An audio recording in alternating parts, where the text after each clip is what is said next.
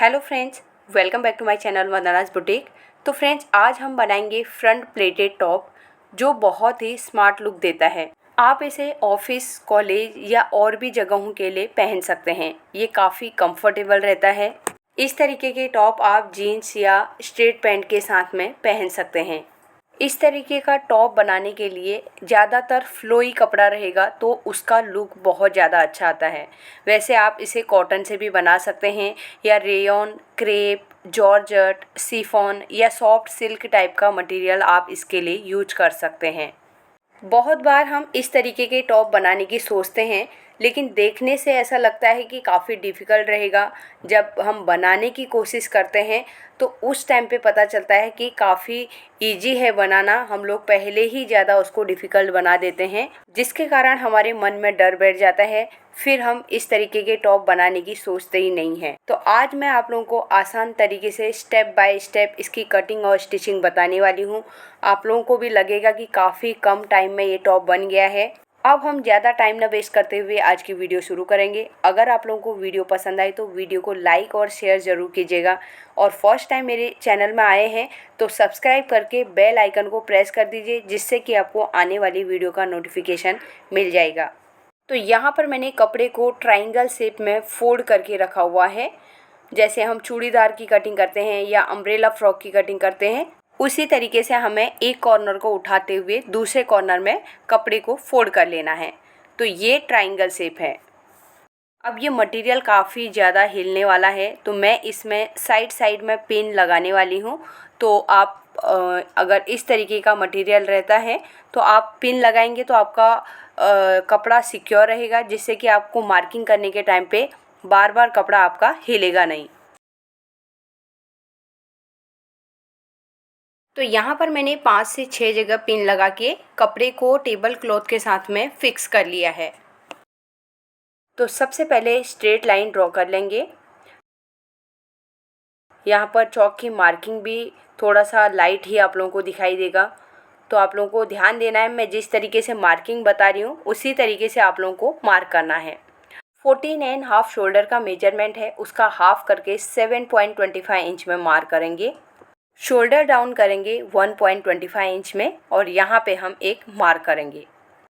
नेक width के लिए marking करेंगे, तो यहाँ पर 2.5 इंच से लेके 3 इंच तक का नेक का विड्थ आप रख सकते हैं। अब आप कितना ब्रॉड पहनना चाहते हैं आपके ऊपर है, उसी के हिसाब से आप नेक का विड्थ लगा सकते हैं। यहाँ से हम नीचे की साइड में शोल्डर डाउन कर देंगे। इस तरीके के टॉप में नेक का डीप और विड्थ बहुत ज़्यादा नहीं रहता है, इसके लिए हम 2.5 इंच में भी नेक विड्थ का मार्किंग कर सकते हैं। आर्म होल डाउन करेंगे 7 इंच में। अब इस लाइन को भी हमें स्ट्रेट कर देना है। चेस्ट वाली लाइन को भी हमें आगे की साइड में स्ट्रेट कर देना है। अब हमें आर्म होल का शेप लगाना है, तो हम 1 इंच पीछे की साइड में मार्क करेंगे और यहाँ से लाइन ड्रॉ करेंगे। चेस्ट की मार्किंग करेंगे। 38 इंच चेस्ट का मेजरमेंट है, उसे हम 4 से डिवाइड करेंगे तो 9.5 इंच में मार्क करेंगे, और 1 इंच हम मार्जिन का लेंगे। अब हमें बैक आर्म होल का शेप लगाना है, तो मैंने 1 इंच बैक साइड में आके मार्किंग किया था, उसी के हिसाब से हम यहाँ पे शेप लगा लेंगे। अब हमें टॉप की लेंथ के लिए मार्किंग करना है, तो शोल्डर के यहाँ पे मेजर टेप को रखते हुए हम यहाँ पे 25 इंच में मार्किंग करेंगे। अब हमें पूरे सर्कल में 25 इंच में ही मार्क करना है, तो मेजर टेप को हम ऊपर एकदम कॉर्नर में पकड़ेंगे और पूरे घेरे में 25 इंच में मार्किंग कर लेंगे। कमर की लेंथ के लिए मार्किंग करेंगे। 14.5 में हम यहाँ पे मार्क करके लाइन को स्ट्रेट कर देंगे। अब हमें कमर के लिए मार्किंग करना है, तो हमने ऊपर चेस्ट में जितना मार्किंग किया था ना, उतना ही मार्किंग हम कमर में भी करेंगे। 9.5 इंच में किया था, तो नीचे भी हम सेम 9.5 इंच में मार्क करके 1 इंच का मार्जिन ले लेंगे। अब हमें यहाँ पे मार्किंग करना है, तो यहाँ पर इस तरीके से स्केल को रखना है और नीचे की साइड में हल्का सा क्रॉस कर देना है। तो इस तरीके से नीचे की साइड में लाइन ड्रॉ कर लेंगे। अब जहाँ पर हमने लेंथ के लिए मार्किंग किया था 25 इंच में, उससे नीचे 4 से 5 इंच नीचे हम मार्क करके एक दूसरा शेप ड्रॉ करेंगे और इसे हम यहाँ पर इसी पॉइंट में मिलाएंगे। जो हमारा सेंटर वाला हिस्सा आएगा थोड़ा सा सेंटर में नीचे की साइड में हाई लो रहना चाहिए। तो इस तरीके से मैं शेप को ड्रॉ कर लूँगी। नेक शेप के लिए भी मार्किंग करेंगे। तो यहाँ पर से मैंने जो डीप के लिए मार्किंग किया था उसी के हिसाब से नेक शेप ड्रॉ कर लूँगी। तो यहाँ पर हमारी पूरी मार्किंग हो गई है। अब हम इसकी कटिंग करेंगे। तो पहले हम शोल्डर कट करेंगे। अब हमें आर्म होल के यहाँ से कट करते हुए शेप के हिसाब से ही कट करेंगे। एक बार मैं कटिंग कर लूँगी तभी आपको टॉप का पता चलेगा, क्योंकि यहाँ पे चौक की मार्किंग बिल्कुल भी नहीं दिखाई दे रही है। तो नीचे से भी मैंने कट करके यहाँ पे अब एक्स्ट्रा फैब्रिक हम हटा देंगे। तो यहाँ पर अभी आप टॉप का शेप देख सकते हैं। शोल्डर में एक कट लगाएंगे, आर्म होल के पॉइंट में भी एक कट लगाएंगे और कमर में भी हमें एक कट लगा लेना है। तो ये बैक पार्ट है हमारा, इसे हम अभी हटा देंगे। अब हमें फ्रंट पार्ट की कटिंग करनी है। तो यहाँ पर भी मैंने उसी तरीके से रखा है जैसे हमने बैक पार्ट के लिए रखा था। एक कॉर्नर को उठाते हुए दूसरे कॉर्नर की साइड की तरफ फोल्ड कर लिया है और यहाँ पर मैंने पिन लगा ली है जिससे कि हमारा कपड़ा हिलेगा नहीं। अब इसके ऊपर हमें बैक पार्ट को रखना है। तो बैक पार्ट रखने से पहले हमें 4 से 5 इंच कपड़ा छोड़ देना है। जो हमें सेंटर में प्लेट बनानी है उसके हिसाब से हमें सेंटर का फैब्रिक छोड़ना है। तो यहाँ पर मैं 4.5 इंच छोड़ रही हूँ, क्योंकि साइड में मुझे जॉइंट भी नहीं लगाना है। इसके लिए मैं यहाँ पे 4.5 इंच का ही फैब्रिक रख रही हूँ। तो ये एक मैंने कट पीस लिया हुआ था। अगर आप पहले से सोच के ले रहे हैं तो आप फैब्रिक थोड़ा सा ज़्यादा ले सकते हैं, 2 मीटर ले सकते हैं। ये मेरा 1 मीटर 60 सेंटीमीटर का ही फैब्रिक था। तो नहीं तो फिर नीचे की साइड में भी मुझे जॉइंट लगाना पड़ेगा। इसके लिए मैं यहाँ पे थोड़ा सा 2-3 प्लेट के हिसाब से ही रख रही हूँ। तो हमारी एक साइड से 3 प्लेट या 4 प्लेट आएंगी। तो देखते हैं कितनी प्लेट हम बना सकते हैं। बैक पार्ट को बराबर तरीके से हमें यहाँ पे रख लेना है। अब स्टार्टिंग में 4.5 इंच हमारा ऊपर है, तो नीचे भी हमारा सेम 4.5 इंच ही रहना चाहिए। तो इस तरीके से मैं मार्किंग करूँगी। आर्म होल की साइड से मैं यहाँ पे मार्क कर लूँगी। अब जैसे बैक पार्ट में किया था वैसे ही अभी करेंगे। फ्रंट पार्ट को हम बाद में कटिंग कर लेंगे। तो यहाँ पर से शोल्डर की साइड से मैं पहले कट कर लूँगी और यहाँ पे हम सेंटर में कट लगाएंगे और यहाँ पे भी सेंटर में कट लगाना है और जो हमारा रेडी शोल्डर है वहाँ पे भी कट लगा लेंगे। अब आर्म होल की साइड से हम फिक्स कटिंग करेंगे जैसे हमने बैक पार्ट में किया था। लेंथ वाली साइड से भी फिक्स कटिंग करनी है और साइड से भी हम जहाँ पर बैक पार्ट का कटिंग किया है वहीं पे कट करेंगे। तो कहीं पे भी हमें बढ़ाना नहीं है, केवल हमें सेंटर में प्लेट्स लगाने हैं, वहीं पे हमें बढ़ाना है। फ्रंट आर्म होल को हम बाद में कटिंग करेंगे क्योंकि ये काफ़ी हिलने वाला कपड़ा है। एक बार प्लेट्स वगैरह देंगे उसके बाद ही हम फ्रंट आर्म होल की कटिंग करेंगे। तो देखिए मैंने सब जगह कट लगा लिए हैं। अब बैक पार्ट को हटा देंगे और फ्रंट पार्ट हम ओपन करेंगे। तो देखिए ये कितना बड़ा आपको अभी दिखाई देगा। देखिए सेंटर में पूरा ये हमारे प्लेट्स आ जाएंगे। तो उसके बाद प्लेट लगाने के बाद वो पूरा नॉर्मल हमारा हो जाएगा जैसे हम फ्रंट पार्ट की कटिंग करते हैं। अब हमें एक एक प्लेट उठानी है और इस तरीके से एक साइड में हम 3 प्लेट लगाएंगे और दूसरी साइड से भी हम इस तरीके से 3 प्लेट बनाएंगे। तो यहाँ पर मैं प्लेट्स को केवल आप लोगों को रख के दिखा रही हूँ। एक बार हम इस तरीके से रखने के बाद ऊपर की साइड में शोल्डर में सिलाई लगाएंगे। फिर जो हमने नेक कटिंग करके रखा है उसे पलट देंगे तो हमारा नेक रेडी हो जाएगा। अब हमें स्लीव्स की कटिंग करनी है, लेकिन हमारे पास कपड़ा बहुत ज़्यादा नहीं है। तो मेरे पास जो ये फैब्रिक बचा हुआ है इसी में से मैं स्लीव्स रेडी करूँगी। तो कपड़े को मैंने यहाँ पे फोल्ड कर लिया है। अब इसमें से ही हमें स्लीव्स निकालना है।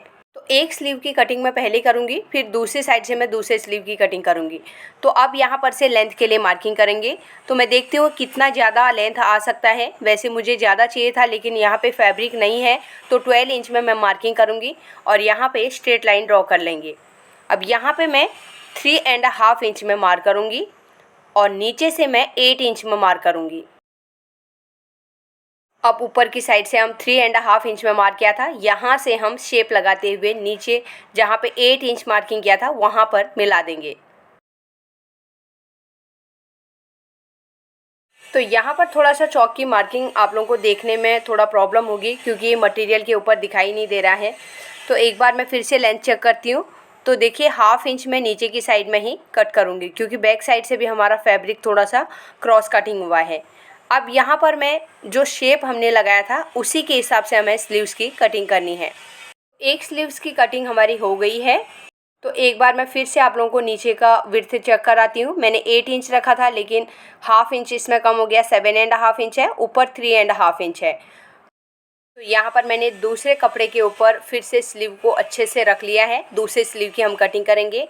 तो देखिए यहाँ पे हल्का सा ऊपर की साइड में कम लग रहा है मुझे, तो फिर से मुझे थोड़ी सी लेंथ कम करनी पड़ेगी।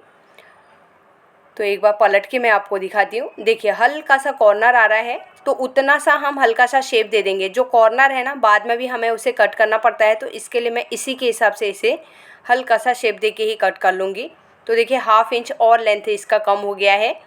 तो जिस तरीके का मैं स्लीव बना रही हूँ इसमें कोई प्रॉब्लम नहीं है, आराम से बन जाएगा। अब हम मशीन पर चलते हैं, इसकी स्टिचिंग शुरू करेंगे। तो पहले हम फ्रंट पार्ट को ही रेडी करेंगे। यहाँ पर मैंने एक साइड के 3 प्लेट बना के रखे हैं। देखिए एक प्लेट को मैंने फोल्ड किया हुआ है, ऑलरेडी फुट के नीचे है। दूसरा प्लेट उठा के इस तरीके से सिलाई लगाएंगे। फिर तीसरी प्लेट को फोल्ड करते हुए हम सिलाई को बाहर की साइड में निकाल देंगे। तो एक साइड में 3 प्लेट लग गई हैं। अब दूसरी साइड से हमें इस तरीके से उठाना है और तीनों प्लेट को लेते हुए शोल्डर में सिलाई लगा लेनी है। अगर आप बिगिनर्स हैं, प्लेट्स को बराबर तरीके से पकड़ नहीं पा रहे हैं, तो आप एक एक प्लेट में पिन लगा सकते हैं, उसके बाद इस तरीके से सिलाई लगा सकते हैं। तो देखिए मैंने दूसरी साइड से भी सिलाई लगा ली है। तो यहाँ पर हमारे प्लेट रेडी हो गए हैं। यहाँ पर मैंने नेक को पहले से ही कटिंग करके रखा है। राउंड शेप में कटिंग करके अस्तर के ऊपर मैंने स्टिक करके रेडी किया हुआ है, और इसे मैंने मेन फैब्रिक के साथ में सेंटर में रख के नेक के किनारे किनारे में सिलाई लगा ली है। यहाँ पर मेरे कस्टमर आ गए थे, कैमरा ऑफ रहने की वजह से वो सिलाई लग गई है, तो मैंने इतना कटिंग कर लिया था। लेकिन आपको कैनवास के किनारे किनारे में ही सिलाई लगानी है, जैसे मैं और भी वीडियोज़ में आप लोगों को दिखाती हूँ। तो अंदर की साइड मैंने एक्स्ट्रा फैब्रिक कट कर लिया है। जो 0.25 इंच का मैंने मार्जिन रखा है उसमें मैं कट्स लगा लूँगी। तो इस तरीके से हमें कट लगा लेने हैं। अब हमें कैनवास को बाहर की साइड में ओपन करना है और किनारे में धार स्टिच लगाना है। इससे नेक में फिनिशिंग आती है, कैनवास अच्छे से अंदर की साइड में फोल्ड हो जाता है। इसके लिए आपको धार स्टिच लगाना ज़रूरी है। कई लोग इसे लब की सिलाई भी बोलते हैं। तो ये सिलाई हमारे केवल कैनवास के ऊपर ही आनी चाहिए, कपड़े के ऊपर हमारी जो हमारा टॉप है उसके ऊपर नहीं आनी चाहिए। कैनवास के किनारे किनारे में हमें ये सिलाई लगानी है। अब हमें इसे पीछे की साइड में पलटना है और मैं एक बार इसे अच्छे से प्रेस कर लूँगी। साथ साथ में प्रेस करने से कपड़े में फिनिशिंग भी आती है, नेक वगैरह अच्छे से ओपन हो जाता है। तो देखिए अब मैं किनारे किनारे में यहाँ पे भी धार स्टिच लगाऊंगी। अब हमें मेन फैब्रिक के ऊपर लगाना है। पहले हमने नेक कैनवास के ऊपर लगाया था। अब यहाँ पे प्लेट्स को आपको ध्यान रखना है, जिस डायरेक्शन की तरफ को प्लेट जा रही हैं उसी तरीके से हमें बराबर रखना है। प्लेट फोल्ड बिल्कुल भी नहीं होना चाहिए, हमें हाथ से उसे पूरा सीधा स्ट्रेट कर लेना है, उसके बाद ही सिलाई को लगाना है। तो यहाँ से मैं पूरा ऊपर दूसरे साइड की शोल्डर की साइड को निकाल दूँगी। तो अंदर की साइड में मैं इसमें रिविल सिविल टेप लगाने वाली हूँ अभी। बाद में अगर हेमिंग की ज़रूरत पड़ी तो मैं हेमिंग कर लूँगी। तो यहाँ पे देखिए अब मैं फोल्ड करूँगी और यहाँ से फ्रंट आर्म होल की कटिंग करूँगी। अब हमें बैक पार्ट को फोल्ड करके रखना है। कई लोगों के रेडी शोल्डर छोटे बड़े हो जाते हैं, तो आपको क्या करना है, बैक पार्ट में इस तरीके से फ्रंट के शोल्डर को रखना है और हाफ इंच का मार्जिन रखते हुए हमें मार्क कर लेना है और इस तरीके से नेक की कटिंग कर लेनी है। जिन लोगों का छोटा बड़ा होता है आप इस तरीके से भी नेक की कटिंग कर सकते हैं। पहले फ्रंट के नेक को रेडी कीजिए, उसके बाद आपको बैक पार्ट के शोल्डर में रखते हुए नेक की मार्किंग करनी है। अब हमें बैक पार्ट ओपन कर लेना है और नेक में हमें क्रॉस पट्टी लगानी है। आपको एकदम उरे पट्टी कट करेंगे तो इसमें नेक में अच्छे से पलट जाएगा। तो इस तरीके से मैं 3 सूत का मार्जिन ले रही हूँ, यानी कि हाफ इंच से 1 लाइन कम। हाफ इंच का बहुत ज़्यादा होता है, इसके लिए मैं थोड़ा कम ले रही हूँ, बाद में हमें कटिंग करना ही पड़ता है। तो 3 सूत का मार्जिन लेते हुए मैं पट्टी को अटैच करूँगी और दूसरे साइड के शोल्डर की साइड में निकाल दूँगी। इसके लिए आपको ध्यान रखना है कि उरे पट्टी ही होनी चाहिए, तब नेक में अच्छे से घूम जाती है। अंदर की साइड में हम कट्स लगाएंगे।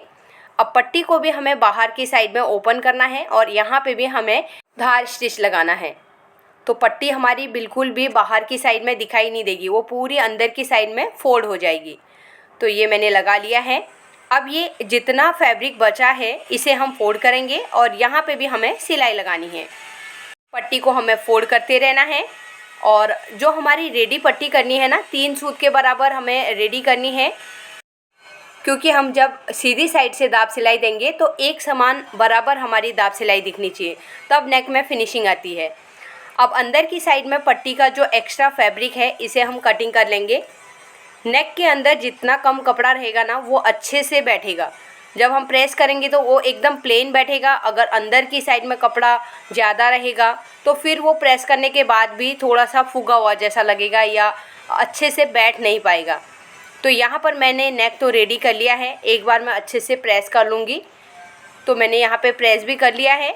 अब बैक साइड के रेडी शोल्डर के अंदर हमें फ्रंट साइड के रेडी शोल्डर को रखना है और 1/2 इंच का मार्जिन लेते हुए हम शोल्डर में सिलाई लगा लेंगे। तो इस तरीके से मैं डबल स्टिच कर लूँगी और ऊपर की साइड में तो मैं इंटरलॉक करूँगी, लेकिन एक सिलाई में लगा लेती हूँ यहाँ पे। अब सेम तरीके से दूसरे साइड के नेक के अंदर हमें फ्रंट साइड के जो नेक है उसको रखना है और 1/2 इंच का मार्जिन लेते हुए यहाँ पे भी सिलाई लगा लेंगे। तो मैं यहाँ पे डबल स्टिच लगा रही हूँ और ऊपर की साइड में हल्का सा कॉर्नर है उसे हम कट कर लेंगे। तो मैंने यहाँ पे शोल्डर में अंदर की साइड में इंटरलॉक भी कर लिया है। अब बैक साइड का जो हमने पट्टी रेडी किया था ना उसमें दाब सिलाई लगाना है, तो उसे हम पलट लेंगे और यहाँ पे एकदम किनारे में, पट्टी के किनारे में हमें सिलाई लगानी है। इसके लिए हमें पट्टी बहुत ज़्यादा बड़ी भी रेडी नहीं करनी है। 3 सूत की आप रेडी करेंगे या इसमें तो आपका 0.25 इंच यानी कि पाव इंच का भी चलेगा, लेकिन मैं 3 सूत का ही रेडी करती हूँ। 1/2 इंच का बहुत चौड़ा हो जाता है। या तो आपको फ्रंट साइड के नेक के जैसे ही बैक साइड के लिए भी नेक कैनवास पेपर कटिंग करना पड़ेगा, तभी आप फिर उसमें चौड़ी सिलाई लगा सकते हैं, तो वो भी रेडीमेड लुक देता है।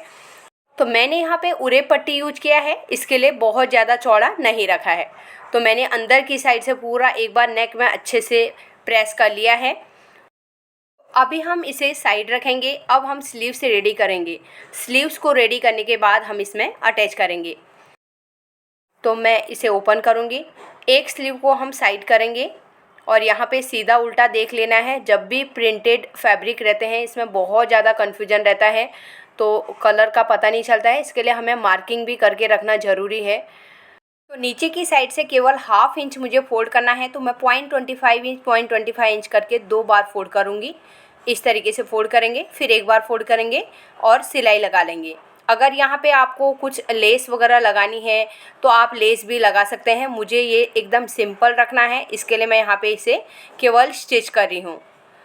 तो यहाँ पे मैंने दोनों साइड का आप लोगों को दिखा दिया, लेकिन यहाँ पे मैं एक स्लीव को आप लोगों को बताऊँगी। अब देखिए यहाँ पे प्लेट्स मैं ऊपर की साइड में ले रही हूँ, तो 1/2 इंच करके मैं प्लेट बनाऊँगी और इस तरीके से ऊपर की साइड में सिलाई लगा लूँगी। अब दूसरी साइड से भी हमें नीचे की साइड से प्लेट्स को ऊपर की साइड करना है। 1/2 इंच का प्लेट लूँगी और फिर उसे सिलाई लगाएंगे। तो इस तरीके से मैं दोनों साइड में गिन लूँगी कितना है, दोनों साइड में हमारे सेम आनी चाहिए। एक स्लीव्स यहाँ पे रेडी कर लिया है। सेम तरीके से मैं दूसरे साइड का स्लीव्स भी रेडी कर लूँगी। अब स्लीव्स का सेंटर निकालते हुए हमें शोल्डर में रखना है। यहाँ पे जितना एक्स्ट्रा फैब्रिक है ना, इसकी छोटी छोटी 2-3 प्लेट लगा लेनी है हमें। प्लेट का डायरेक्शन वैसे ही रखना है। हमने इस साइड की तरफ प्लेट का फेस किया हुआ है, तो वैसे ही आपको प्लेट्स को लगाना है सेंटर में। अब ये स्लीव्स यहाँ पर तक हमारा आ रहा है, क्योंकि हमारा स्लीवलेस है, इसके लिए ये इसी तरीके से आएगा। हमें अंदर की साइड में उरे पट्टी अटैच करनी पड़ेगी। अब हमें फिर से सेंटर में आना है और दूसरी साइड की तरफ हमें प्लेट्स को लगाना है। तो सेंटर में जो फैब्रिक बचा हुआ था ना, तो यहाँ पर से हम दूसरी साइड की तरफ प्लेट्स बनाएंगे और यहाँ पे सिलाई लगाते रहेंगे। तो यहाँ पे भी हमें 3 लगानी है, क्योंकि हमने एक साइड में हमने 3 छोटी छोटी प्लेट बनाई थी, तो दूसरी साइड में भी हमें 3 बनानी है। तो इस तरीके से मैं पूरे स्लीव्स को अटैच कर लूँगी।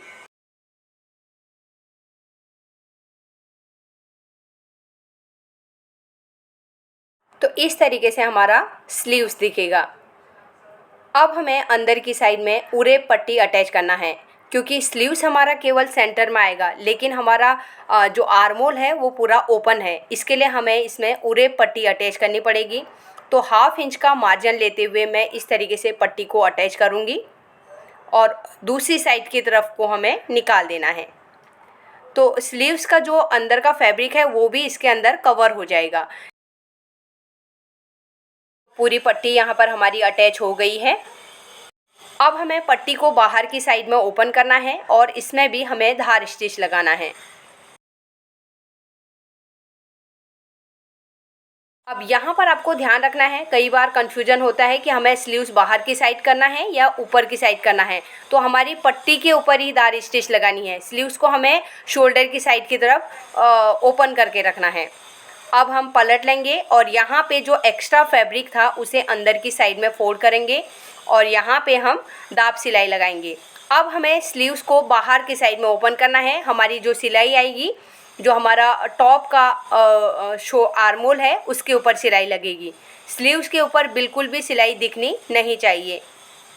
तो देखिए इस तरीके से मैंने एक साइड के पूरे पट्टी को मैंने अटैच कर लिया है, हमारा आर्मोल रेडी हो गया है। अब मैं इसे फोल्ड करूँगी और साइड वाली फिटिंग करेंगे। तो यहाँ पे मैंने पहले से ही मार्किंग किया था, तो उसी के हिसाब से मैं यहाँ पे सिलाई लगाऊंगी। तो हमें पकड़ लेना है, टॉप को बराबर तरीके से पकड़ते हुए सिलाई लगा लेनी है। तो एक किनारे में लगा लूँगी जिससे कि हमारा इंटरलॉक करने में ये स्लिप नहीं होगा। कई बार ये इंटरलॉक करने के टाइम पे भी स्लिप होता है, इसके लिए एंड टू एंड भी आप सिलाई लगा सकते हैं। एक साइड की फिटिंग मैंने कर ली है, सेम तरीके से मैं दूसरी साइड भी स्लीव्स को अटैच करूँगी और फिटिंग कर लूँगी। तो यहाँ पर मैंने दूसरे साइड में भी फिटिंग वाली सिलाई लगा ली है। अब नीचे का जो घेरा है इसे फोल्ड करना है, तो यहाँ पर भी मैं 0.25 इंच 0.25 इंच करके 2 बार फोल्ड करूँगी और किनारे को फोल्ड कर लेंगे। अगर आप यहाँ पे बीडिंग करना चाहते हैं तो बीडिंग भी कर सकते हैं। तो मैं यहाँ पे फोल्ड कर रही हूँ क्योंकि ऑलरेडी इसका घेर काफ़ी अच्छा आया हुआ है, तो इसमें फ़्लो इसका अच्छा आने वाला है। मटेरियल भी इसी तरीके का है। ऊपर आर्मोल की साइड में भी मेरी दाब सिलाई है, इसके लिए मैं नीचे की साइड में भी सिलाई का ही यूज कर रही हूँ। तो देखिए इस तरीके से हमें फोल्ड करना है और पूरे घेरे में सिलाई लगा लेनी है।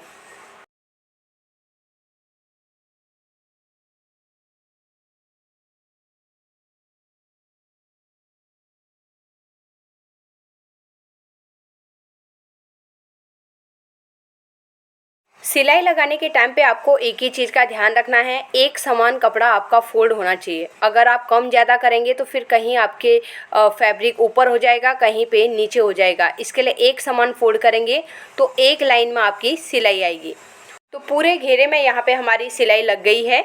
अब मैं एक बार अच्छे से प्रेस कर लूँगी। तो फाइनल लुक तो मैंने स्टार्टिंग में ही वैसे आप लोगों को दिखा दिया था, तो एक बार फिर से आप यहाँ पर देख सकते हैं किस तरीके से हमारा टॉप का लुक आ रहा है। डेली वेयर के लिए ये काफ़ी कंफर्टेबल टॉप रहते हैं, तो आप इस तरीके का टॉप एक बार ज़रूर ट्राई कीजिए। तो यहाँ पर आप स्लीव्स का लुक भी देख सकते हैं। काफ़ी कपड़ा हमने कम किया था, लेंथ हमारी 1 इंच तक कम करनी पड़ी थी, जिस हिसाब से हमारा मटेरियल कम था, फिर भी काफ़ी अच्छा लुक आया हुआ है स्लीव्स का।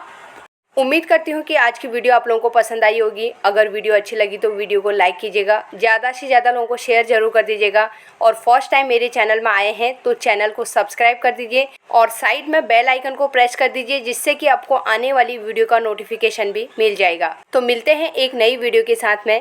Thanks for watching.